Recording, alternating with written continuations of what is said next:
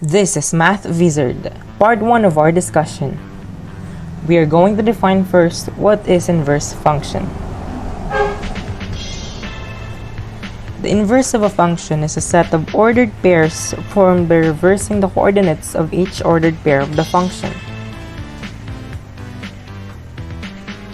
The domain of the inverse function is the range of the function, and the range of the inverse function is the domain of the given function. Let's proceed to example number 1. What is the inverse of the set of ordered pairs, set of 5, 3, 7, 9, 12, 1, and 6, 2? You can pause the video to solve for your own. So the inverse of the set of 5, 3, 7, 9, 12, 1, and 6, 2 is the set of 3, 5, 9, 7, 1, 12, and 2, 6. That's the basic method of reversing a function. So the inverse of the given values is the set of 3, 5, 9, 7, 1, 12, and 2, 6.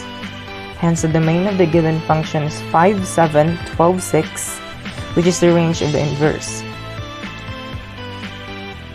More so, the range of the given function is 3, 9, 1, 2, which is the domain of the inverse.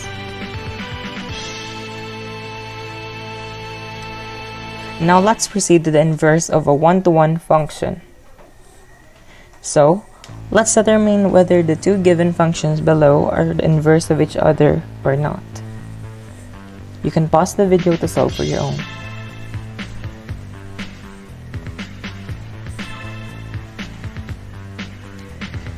So to figure out this problem, we will apply the composition of function, and we will need to solve for f composed of g first. At this point, we are going to plug in the value of g, which is x plus 6 over 5.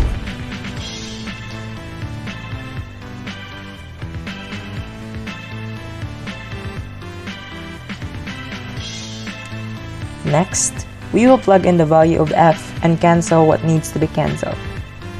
On the video, I cancelled 5 and 6 because they are cancelable. And so, we finally got our answer for this, which is x.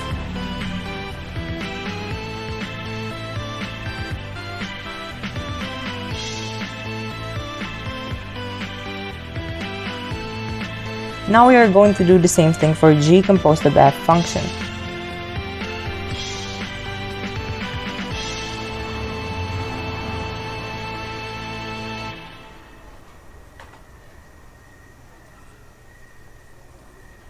We are going to plug in the two functions carefully, 5x minus 6 and x plus 6 over 5.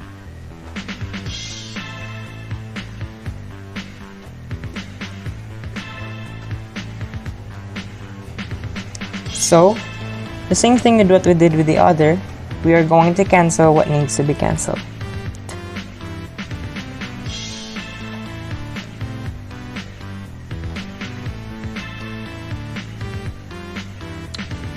And finally, we got the answer for this, which is x. So that's how we check if the two given functions are really the inverses of each other. It's easy, isn't it? You can pause the video to check your answer.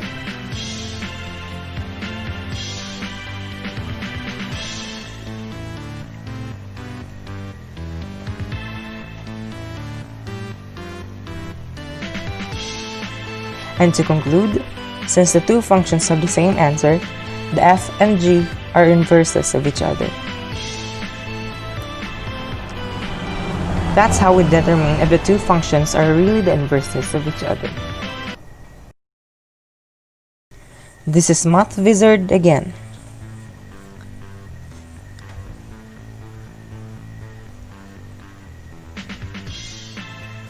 Congratulations! You've reached the part 2 of our discussion.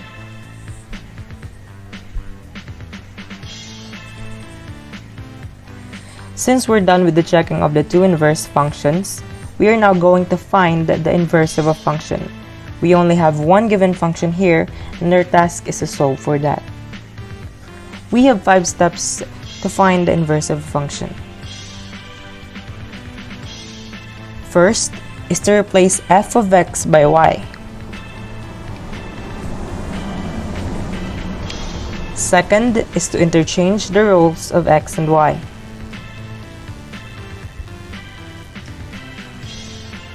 Third, we are going to solve for y in terms of x. Fourth is we are going to change y into f to the power of negative 1 of x. Fifth is we are going to verify the two functions are really the inverses of each other. We have example number 3 right here. Find the inverse of f of x is equal to 8x plus 6 and then check the answer. You can pause the video to solve for your own with the application of the 5 steps. Step 1. Replace f of x by y. You can see that I replaced the first part of our function in accordance to the first step.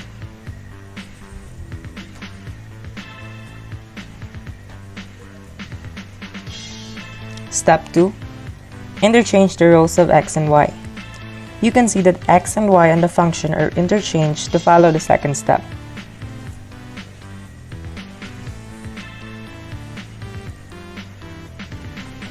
Step 3. We are going to solve for y in terms of x. You can also use the addition property of equality at this step to solve for y.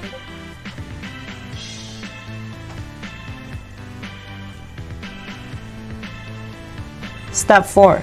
Change y into f to the power of negative 1 of x. This is to officially state that our function is now the inverse of the other. So, we finally have our inverse function. Step 5. We still need to verify if the two functions are truly the inverses of each other. We are going to apply the composition of function same way with what we did with the part 1 of our discussion. To check, we are going to plug in the values and cancel what needs to be canceled until we get the final answer.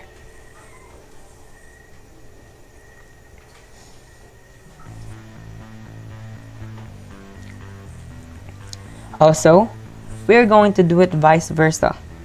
Plug in the values of the two functions and cancel what needs to be cancelled.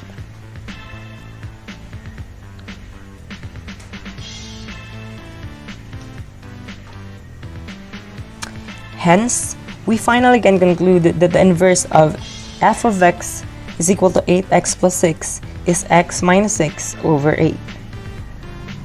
That's the method to find the inverse of a given function. I hope you understand that. Since we're done with our 3 examples, I have an additional content for you, which is all about the domain and range as well as the graph of the function. As we refer to example number 3, the domain and range of both functions are identical, negative infinity to positive infinity. Now, here's the bonus content, the graph of the function.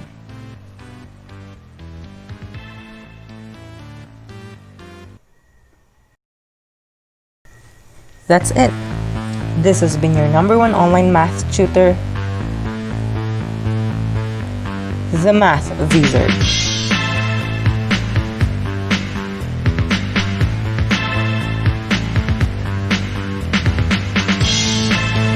I hope you understood the concept of inverse function well and give this video a thumbs up.